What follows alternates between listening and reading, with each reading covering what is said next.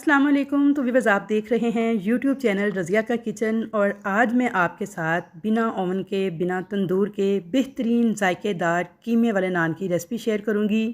बहुत ही बेसिक चीज़ों के साथ ये नान आप घर पर तवे पर तैयार कर सकते हैं। तो आपने वीडियो को बिना स्किप किए पूरी वॉच करना है, क्योंकि मैं साथ साथ बहुत ही काम की टिप्स शेयर करती रहूँगी।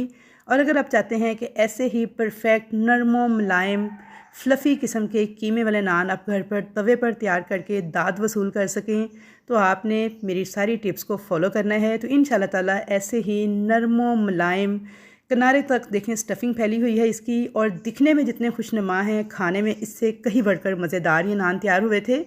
तो वीडियो अगर आपको पसंद आए तो आपने वीडियो को लाइक ज़रूर करना है। चैनल पर नए हैं तो जल्दी से चैनल को कर लें सब्सक्राइब। तो यहाँ पे मैंने आधा किलो मैदा लिया था छान कर। आपने हमेशा से मैदे को लेना है। 4 कप मैदे के बराबर है ये आधा किलो मैदा। इसमें 1/4 कप या फिर 4 टेबल स्पून भर के आपने दही ऐड कर देना है। दही आपका रूम टेम्परेचर पर होना चाहिए, फ्रिज का ठंडा ना हो। अगर फ्रिज वाला दही है तो उसे 1 घंटा पहले निकाल के बाहर रख दें ताकि वो रूम टेम्परेचर पर आ जाए। पिसी हुई चीनी डाल देंगे, हाफ़ टेबल स्पून। नॉर्मल चीनी भी ऐड कर सकते हैं। नमक डाल देंगे हाफ़ टी स्पून। अब इसके अंदर डाल देंगे बेकिंग सोडा, जिसे हम मीठा सोडा भी कहते हैं, half tea spoon. Baking powder नहीं, मैं बेकिंग सोडा इस्तेमाल कर रही हूँ। इसे आपने गौर से देख लेना है, ये दोनों डिफरेंट चीज़ें होती हैं। ये मैं आपको बार बार क्लियर इसलिए कर रही हूँ ताकि किसी की भी रेसिपी ख़राब ना होने पाए और पहली ही बार में आप बेहतरीन नान बना के तैयार कर लें। तो यहाँ पे देखें जी, अब इसके अंदर 1 अदद अंडा डाल देंगे। अंडा भी आपका फ्रिज का ठंडा नहीं होना चाहिए, रूम टेम्परेचर पे होना चाहिए। अगर फ्रिज वाले अंडे हों तो उनको भी आप 1 घंटा निकाल के बाहर रखें ताकि वो रूम टेम्परेचर पर आ जाएं। अब हम इसमें ऐड करेंगे इंस्टेंट ईस्ट का ये साशे, जो कि आपने फ़्रेश खोलना है। मतलब ये कि पहले का बचा हुआ जो ईस्ट होता है वो आपने यूज़ नहीं करना, उसका असर ख़त्म हो जाता है तो फिर उसका रिज़ल्ट नहीं मिलता। आपने फ़्रेश एक साशे मंगवाना है और उसमें से 1 टेबल स्पून इंस्टेंट ईस्ट जो है वो ऐड कर देना है। अब अच्छी तरह से इन तमाम चीज़ों को हाथ के साथ मिक्स करेंगे। और बिल्कुल नीम गर्म मैंने यहाँ पे दूध लिया है, हल्का सा गर्म दूध है ये, ना तो बहुत तेज़ गर्म दूध लेना है वरना ईस्ट आपका डेड हो जाएगा, और ना ही बहुत ठंडा दूध हो। बस बिल्कुल हल्का सा नीम गर्म दूध लेके आपने हस्बे ज़रूरत डालते हुए इसे, जैसे हम रोटी पकाने के लिए नॉर्मल आटा गूंदते हैं, तो उसी स्टाइल में इसको गूंद लेना है। अगर आपके पास दूध नहीं है तो आप इसे हल्के से नीम गर्म पानी के साथ भी गूंद सकते हैं। बस दूध से गूंदने से इसका टेस्ट ज़रा ज़्यादा मज़े का बनता है, तो इसलिए मैं इसे दूध से गूंद रही हूँ। अगर आप चाहें तो इसे पानी से भी गूंद सकते हैं, जो कि पानी बिल्कुल गुनगुना सा गर्म होना चाहिए। तो यहाँ पे मैंने इसे एक डो की तरह इकट्ठा कर लिया था। अब इसके ऊपर 1 टेबल स्पून पिघला हुआ घी डाल दूँगी और इसे इकट्ठा करके गूंदना स्टार्ट करेंगे। अच्छे से बंच लगाते हुए बिल्कुल इसे आटे के स्टाइल में गूंद लेंगे और बिल्कुल मुलायम लुक आने तक आपने इसको गूंद लेना है। तो यहाँ पे देखिए इसकी बिल्कुल मुलायम लुक आ गई थी और बिल्कुल नॉर्मल सा टेक्सचर होना चाहिए इसका, जैसे हम रोटी पकाने वाला आटा गूंदते हैं, ना बहुत ज़्यादा सख्त हो और ना बहुत ज़्यादा नरम हो। तो यहाँ पे नान के लिए डो को मैंने गूंद लिया था परफेक्टली। तो अब इसको हम एक बाउल के अंदर मैंने अच्छी तरह से घी लगा लिया था और लगा के इसके अंदर मैंने इस आटे को रख दिया है। अब इसे मैं क्लिंग रैप कर लूँगी। अब चाहें तो कोई ढक्कन वाला बाउल भी इस्तेमाल कर सकते हैं, जिससे कि आप बंद कर दें एयर टाइट करके, लेकिन थोड़ा बड़ा बाउल लेना है क्योंकि जब हमारी डो राइज़ हो तो उसे जगह मिल सके राइज़ होने के लिए। चलिए जी, अब इसको 2 घंटे के लिए आपने छोड़ देना है। अगर गर्मी का मौसम है तो इसी तरह काउंटर पे छोड़ दें। अगर सर्दी का मौसम है तो आपने हीटर वाले गर्म कमरे में छोड़ना है इसको, यानी इसे गर्म जगह चाहिए राइज़ होने के लिए। तो आजकल क्योंकि गर्मी का मौसम है तो इसी तरह छोड़ देंगे किचन काउंटर पे, तो 2 घंटे के बाद ये राइज़ हो जाएगी डो हमारी। जब तक हमारी डो राइज़ हो रही है हम जल्दी से स्टफ़िंग तैयार कर लेते हैं। यहाँ पर मैंने 2 टेबल स्पून लिया है कुकिंग ऑयल, उसके अंदर 1 टेबल स्पून भर के लहसुन अदरक का फ्रेश पेस्ट आपने ऐड कर देना है। अच्छा, फ्रेश पेस्ट ऐड करेंगे तो इसका बड़ा अच्छा जायका, बड़ी अच्छी खुशबू आएगी हमारे नान में से, स्टफ़िंग में से जायका आएगा बड़ा अच्छा इसका। तो इसलिए आपने कोशिश करनी है फ्रेश पेस्ट इस्तेमाल करना है इस स्टफ़िंग को बनाने के लिए। अच्छा, लहसुन अदरक के पेस्ट को मैंने हल्का सा फ्राई कर लिया था गोल्डन कलर आने तक। अब मैं इसके अंदर डाल दूँगी आधा किलो बारीक मशीन का पिसा हुआ कीमा है, ये बीफ का कीमा है।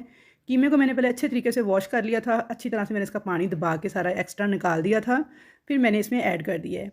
जब आप इस तरीके से कीमे को थोड़ा फ्राई करके स्टफ़िंग तैयार करेंगे तो पता कुर्बानी के गोश्त में से ख़ास महक आती है, एक ख़ास स्मेल आती है, जिसकी वजह से कोई भी चीज़ खाने को दिल नहीं करता या अच्छी नहीं लगती खाने में। तो जब आप इस तरह से फ्राई करके इस डो को तैयार करेंगे ना, तो इसमें बिल्कुल भी कोई महक नहीं आएगी, कोई स्मेल नहीं आएगी।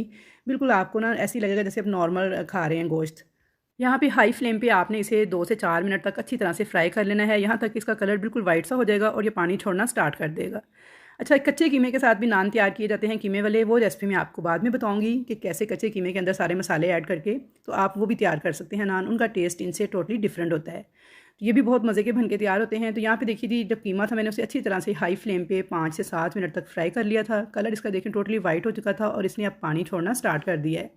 अब इस स्टेज पर आपने इसके अंदर कुछ स्पाइसेस ऐड करने हैं। स्पाइसेस में देखिए सबसे पहले मैंने डाल दिया है नमक, हाफ़ टेबल स्पून के बराबर, और साथ ही मैं इसमें डाल दूँगी भुना कुटा हुआ धनिया पाउडर 1.5 टेबल स्पून के बराबर, यानी कि 1.5 खाने का चम्मच। ज़ीरा भुना कुटा हुआ डाल दिया है मैंने 1.5 खाने का चम्मच, और लाल मिर्च कुटी हुई डाल दी है 1.5 खाने का चम्मच। अब मैं इसके अंदर डाल दूँगी हल्दी हाफ़ टी स्पून के बराबर, गरम मसाला पाउडर जो कि घर का पिसा हुआ गरम मसाला है, और इसमें तमाम मसाले मौजूद हैं। कल मैंने आपको बनाना सिखाया था कल की वीडियो में। ये मैं डाल दूँगी इसके अंदर 1 टीस्पून के बराबर। ये तमाम चीज़ें डालने के बाद अच्छी तरह से मैं इसे मिक्स करते हुए पकाती जाऊँगी। यहाँ पे फ्लेम मेरा मीडियम टू हाई है। मीडियम टू हाई फ्लेम पे हम इसे इतना पकाएंगे कि इसका सारा पानी कीमे का जो कीमे ने रिलीज़ किया है वो ड्राई हो जाए और मसाले जो हैं अच्छी तरह से कीमे के साथ भुन जाएँ। तो व्यूअर्स, आप नमक मिर्च अपने जायके के मुताबिक कम ज़्यादा कर सकते हैं, लेकिन ये बिल्कुल परफेक्ट नमक मिर्च थी आधा किलो कीमे के लिए। तो इसलिए अगर आप नॉर्मल खाना पसंद करते हैं तो फिर बिल्कुल परफेक्ट रेशो है ये, और अगर ज़्यादा खाना पसंद करते हैं तो आप इसे मज़ीद बढ़ा सकते हैं। यहाँ पे देखिए जी, मैंने अच्छी तरह से हाई फ्लेम पे इस कीमे को मसालों के साथ भून लिया था। सारा पानी इसका ड्राई हो चुका है। अब मैं इसके अंदर डाल दूँगी 1 table spoon fresh lemon juice. ताज़ा लीमू का रस था, 2 बड़े लीमू थे जिनके में से मैंने ये जूस निकाला था, जो कि 1 टेबल स्पून के बराबर है। अच्छी तरह से मिक्स कर लूँगी इस लीमू के रस को। और अब साथ ही मैं इसके अंदर हरी मिर्चें थी, मोटे वाली हरी मिर्चें थी 2 से 3, जिन्हें मैंने बारीक चॉप करके ऐड कर दिया है। अच्छा, आप चाहें तो तीखे वाली हरी मिर्चें भी ऐड कर सकते हैं। मैंने यहाँ पे जो मोटी मिर्चें होती हैं जो जिनमें तीखापन कम होता है वो 2 से 3 ऐड की हैं। साथ ही एक बड़े साइज़ का प्याज था जिसे बारीक चॉप करके लिया है, और प्याज को चॉप करने के बाद आपने हाथ से दबा के इसका पानी जो है काफ़ी हद तक निकाल लेना है, फिर आपने ऐड करना है। अच्छा, अगर चॉपर ना हो तो आपने प्याज को ग्रेट कर लेना है, लेकिन पीस कर ऐड नहीं करना। आपने इस तरह से बारीक चॉप करके पानी निचोड़ के फिर प्याज को ऐड करना है।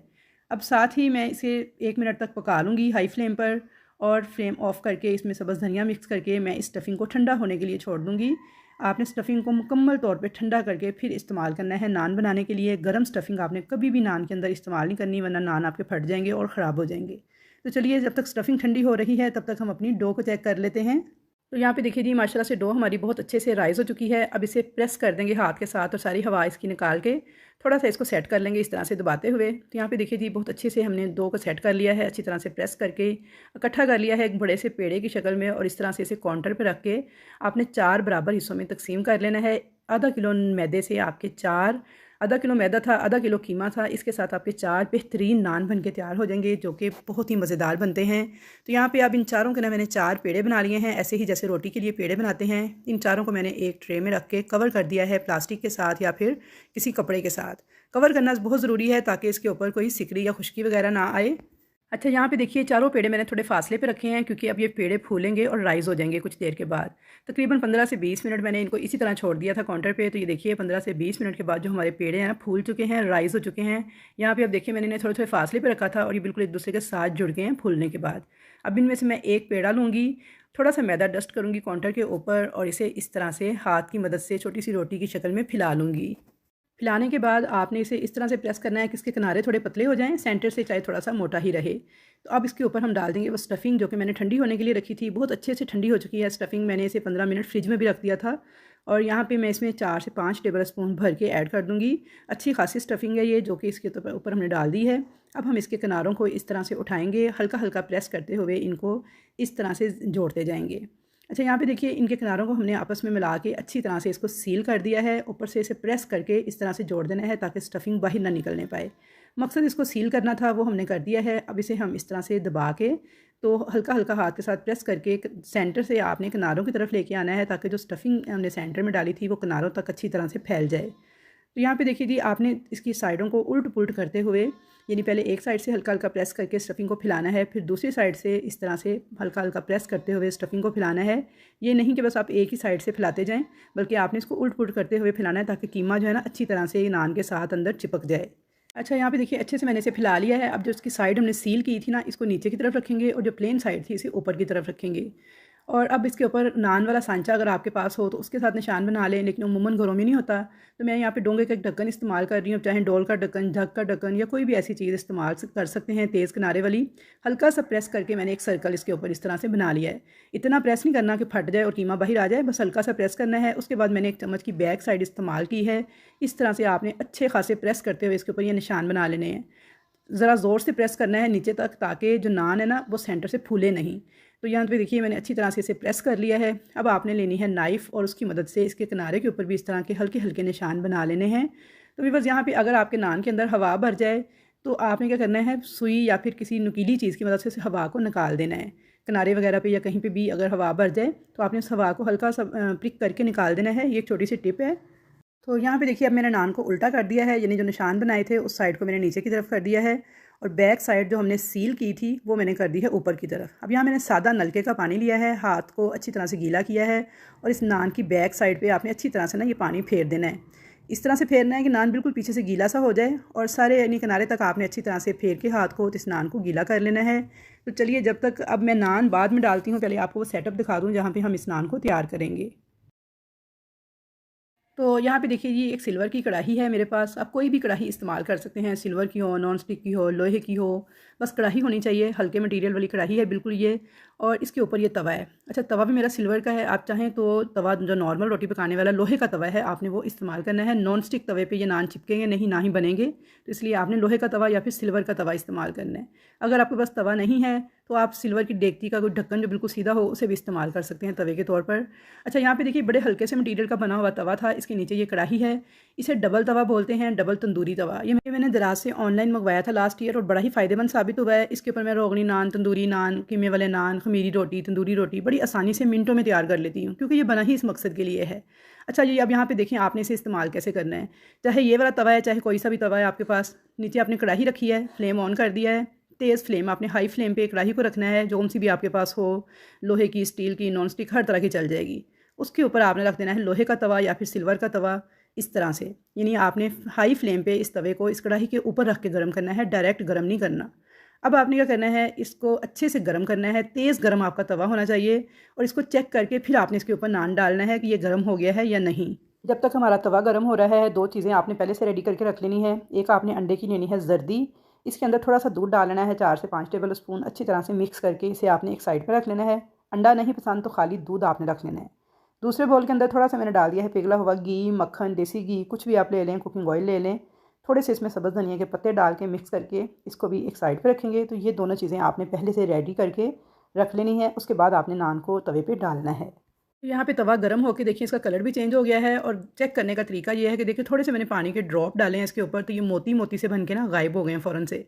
इसका मतलब है तवा हमारा बड़ा अच्छी तरह से तप चुका है। तो अब यहाँ पे बिल्कुल खुशक हाथ के साथ आपने नान को उठाना है इस तरीके से कि जो इसकी गीली साइड है ना ये आपने डालनी है तवे के ऊपर। यहाँ पे मैंने बिल्कुल खुश्क हाथ के साथ नान को इस तरह से उठा लिया है और गीले वाली साइड को मैं डाल दूँगी गर्म तवे के ऊपर और जो निशान वाली साइड थी ये इसकी ऊपर की तरफ रहेगी। अब आपने जल्दी जल्दी से बस एक काम करना है कि इसके ऊपर इस तरह से प्रेस करते हुए ना ये निशान दोबारा से बना लेने हैं। इसके दो फ़ायदे होंगे, एक तो नान दिखने में खूबसूरत लगेगा, जो निशान इसके थोड़े मदम पड़ गए हैं वो ज़रा वाज़िया हो जाएंगे। दूसरा ये होगा जब इस तरह से प्रेस करेंगे ना हम, तो नान जो है ना अच्छी तरह से तवे के साथ चिपक जाएगा। अब जो अंडे की जर्दी के अंदर दूध मिक्स किया था, ब्रश के साथ आपने पूरे नान के ऊपर हल्का हल्का इस तरह से लगा देना है। अंडा नहीं पसंद तो खाली दूध लगा लें, लेकिन आपने लगाना ज़रूर है ब्रश के साथ इस तरह से, ताकि ऊपर से ये ड्राई ना हो जाए। बस जल्दी जल्दी ये काम कर लेना है आपने। और साथ ही साथ आपने इसके ऊपर थोड़े से सफ़ेद तिल इस तरह से छिड़क देने हैं। कलवंजी भी छिड़क सकते हैं, ज़ीरा भी छिड़क सकते हैं, सफ़ेद तिल भी जो आपके पास हो आप छिड़क दें। उसके बाद अब नान को आपने तकरीबन 3 से 4 मिनट तक इसी तरह से पकने देना है। नीचे फ्लेम मीडियम टू हाई रखना है। 3 से 4 मिनट के बाद अब देखेंगे कि नान जो है फूलना शुरू हो गया है, राइस होना शुरू हो गया है और ऊपर से बिल्कुल ड्राई ड्राई सा दिखने लगा है। जो ऊपर अंडा वगैरह हमने लगाया था वो बिल्कुल ऐसे ड्राई ड्राई सा दिखने लगेगा। तो अब आपने इस स्टेज पर क्या करना है, नान को उठाना है तवे को और इस तरह से कढ़ाई के ऊपर उल्टा कर देना है। फ्लेम नीचे मीडियम टू हाई ही रहेगा और हाई फ्लेम पे जब इसे आगे की तरफ से हीट मिलेगी तो नान के ऊपर बड़ा प्यारा सा कलर आना शुरू हो जाएगा। तो 3 से 4 मिनट के बाद जब मैंने इस तवे को इस तरह से उठा के चेक करने के लिए सीधा किया है तो ये देखिए माशाल्लाह अल्हम्दुलिल्लाह नान कितना खूबसूरत हमारा कलर आ चुका है इसके ऊपर और ये पक के तैयार हो चुका है। अगर कलर ना आया हो आपका तो आप इसे थोड़ी देर और पका लीजिएगा। तो मेरा यहाँ पे आ चुका था, मैंने तवे को सीधा कर दिया है। अब एक फ्लैट चम्मच की मदद से आपने इसे हल्का हल्का किनारों से खुरचते हुए इस तरह से उतार लेना है। अगर नान बैक साइड से पक चुका होगा तो बड़ी आसानी के साथ हल्का सा हिलाने से ही ये तवे को छोड़ता जाएगा। लेकिन अगर तवे को छोड़ने में कुछ दुश्वारी हो रही हो तो आप इसे 1 से 1.5 मिनट मज़ीद पका लीजिएगा। तो यहाँ पे देखिए मैंने इसे हल्का हल्का ही ऐसे खुरचा है, तो ये देखिए इसने बड़े आसानी से तवे को छोड़ दिया है। मैं आपको इसकी बैक साइड भी चेक करवाती हूँ, बहुत गर्म है अभी। तो ये देखिए माशाल्लाह कितना खूबसूरत कलर आया है इसकी बैक साइड पर भी, फ्रंट साइड भी आप चेक कर लें। बहुत ही बेहतरीन हमारा कीमे वाला नान बन के तैयार हो चुका है। तो भी बस तवा अगर आपका थोड़ा मोटा होगा यानी हैवी वाला होगा तो थोड़ा टाइम जो है वो कम ज़्यादा हो सकता है, उसे आप अपने तवे के टेक्सचर के हिसाब से मैनेज कर लीजिएगा। मेरा तवा यहाँ पे बहुत हल्का है तो इसलिए सिर्फ 2 से 3 मिनट लगे थे इसे फ्रंट साइड से, और 2 से 3 मिनट ही इसे बैक साइड से, टोटल 5 से 6 मिनट लगे थे एक नान को तैयार होने में। तो अब मैं देखिए दूसरा जो नान था इसे भी मैंने इसी तरीके से उतार लिया है। और इस स्टेज पर अगर आपको ये वीडियो ज़रा भी अच्छी लग रही है तो जल्दी से वीडियो को लाइक करें और मिलने जुलने वालों के साथ शेयर करें। तो ये देखिए तीनों नान बन के तैयार हो गए हैं। सेम प्रोसीजर है, सेम टाइमिंग थी, तो इसी तरह से आपने तैयार करने हैं। हाँ, आपकी कढ़ाई और तवा अगर मोटे वाले हैं, ज़रा हैवी वाले हैं तो फिर उसमें टाइम थोड़ा ज़्यादा लग सकता है, लेकिन अगर आप इस तरह का हल्का तवा ख़रीद लें तो ये बड़ा ही फ़ायदेमंद रहता है। दराज पे अवेलेबल है, आप चाहें तो वहाँ से ख़रीद सकते हैं, मे बी लोकल मार्केट में भी अवेलेबल हो, लेकिन मैंने दराज से ख़रीदा है। तो यहाँ पे देखिए जी अल्हम्दुलिल्लाह माशाल्लाह हमारे सारे नान बन के तैयार हो गए थे। अब जो घी के अंदर हमने धनिया मिक्स करके रखा था, ये सारा ब्रश की मदद से आपने इस तरीके से इन नान के ऊपर लगा देना है। चाहे तो बटर लगा लें, देसी घी लगा लें, कुकिंग ऑयल लगा लें, घी लगा लें, कुछ भी लगा लें, लेकिन ये इतने मज़े के बन के तैयार होते हैं कि व्यूअर्स बच्चे जो अक्सर गोश्त वगैरह नहीं खाते तो आप ईद पे ना कीमा बना के बस उनको इस तरह के नान बना के खिला दें, वो गोश्त भी खा लेंगे और नान भी खा लेंगे बड़े मज़े के साथ। तो यहाँ पे देखिए जी मैंने इसके ऊपर सबके ऊपर ना घी जो सा धनिया में मिक्स किया था ये लगा दिया था। अब मैं आपको तोड़ के दिखा दूँ कि इसकी अंदर की क्या हालत है। तो ये देखिए जी माशाल्लाह से इतने सॉफ्ट नान है ना, ये देख सकते हैं आप, इसकी सॉफ्टनेस चेक कर लें, तोड़ के दिखा रही हूँ, टेक्सचर चेक कर लें कितना अच्छा जाल बना है नान के अंदर, और स्टफिंग देखें बिल्कुल किनारे तक फैली हुई है। ऐसा नहीं कि किनारा बिल्कुल खाली है, किनारा भी कीमे से भरा होगा, अंदर भी इसके कीमा होगा, और माशाल्लाह से बहुत ही टेस्टी था, बहुत ही मज़ेदार था खाने में। तो व्यूअर्स इंशाल्लाह ताला मैं आपको ईद उल अज़हा की रेसिपीज़ के अंदर रोगनी नान, खमीरी रोटी, तंदूरी रोटी, कीमे वाला पराठा सब बनाना सिखाऊंगी। बस आपने मेरे चैनल से जुड़े रहना है, चैनल को सब्सक्राइब कर ले जल्दी से, वीडियो को लाइक और शेयर ज़रूर करना है, और अच्छा सा एक कमेंट ज़रूर करना है ताकि मेरी हौसला अफजाई हो सके कि मैं आपको कुछ सिखा पा रही हूँ। और जिनके पास नहीं है ये तंदूरी तवा, तो पिछले साल मैंने यही वीडियो नॉर्मल तवे पे बनाई थी, अब जाके वो देख लें, लिंक मैं डिस्क्रिप्शन में डाल दूँगी, तो वहाँ से देख लीजिएगा। अल्लाह हाफिज़।